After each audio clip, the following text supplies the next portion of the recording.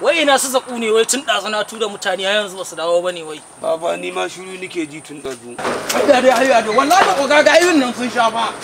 What? Kana nufin sun sha? Na so in sha jinin kanshi dan mura uba. Duk walan da muka yi na banza ne kenan kawai yanzu a tafi titi kawai. Duk wanda a gani kawai a tare shi babu babba yaro. To an gama dan mura. Wayahu dan mura. Dan mura suna ta akan titi.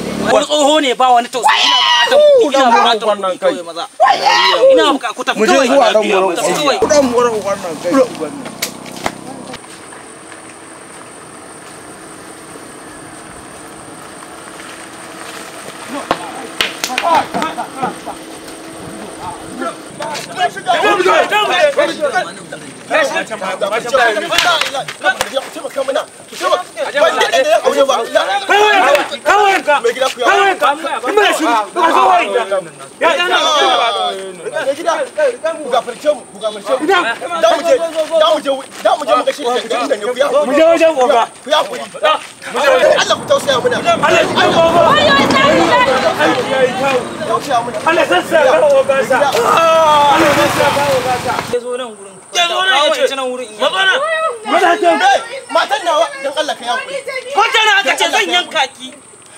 Ya sunan kike? Jamila. Me? Jamila. What? Wannan sunan baba ta ce ta je ta tafi. A to je kin sha ko ma gefe. Kare mu ita. Ba magana ita da yanka ki. Na shiga. Kina mutane kawo agwagwa me sunanki? Me sunanki? Jamila. Jamila. Wai kai dan iskan ango ne duk masu sunan uwana ka dauko? Wallahi Jamila ma ya kin sha wallahi Jamila. Koran nace.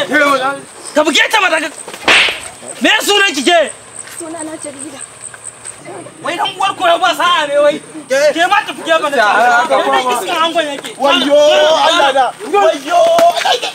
Ku hakuri mai gida, ku hakuri. A tausaya mu, a tausaya mu, a tausaya mu. Ba maganar tausayi. Ku hakuri, ba maganar hakuri. Dare da iyalai na zamu je gida ne ku hakuri. Kai ciwarsa. Mai gida, dan Allah ku hakuri. Daga nan take gana da kuɗi dan iska. Mai gida, wallahi ba haka bane. Ku tausaya mun, ku tausaya mun. Ko kuɗi ko in yanka kan ba kan nika na mun ka dan. Mai gida, ayi hakuri, ayi hakuri. Ciwarsa. Ayi hakuri. Oh, ofisa kai da sunanka. Sunana wai? Sunana ana ce min Jamila. Dan uwarka namiji ne mai sunanka. Da muke bukata kawai. Ofisa dan ga maka. Amma dai ana ce min dai Jamila. Jamila? Jamila. Wayyo Allah. Dan duk uwarka namiji za a samu suna Jamila. Kai mishi daji aure shi. Kai mishi daji aure shi. Na shiga uku. Wayyo Allah na.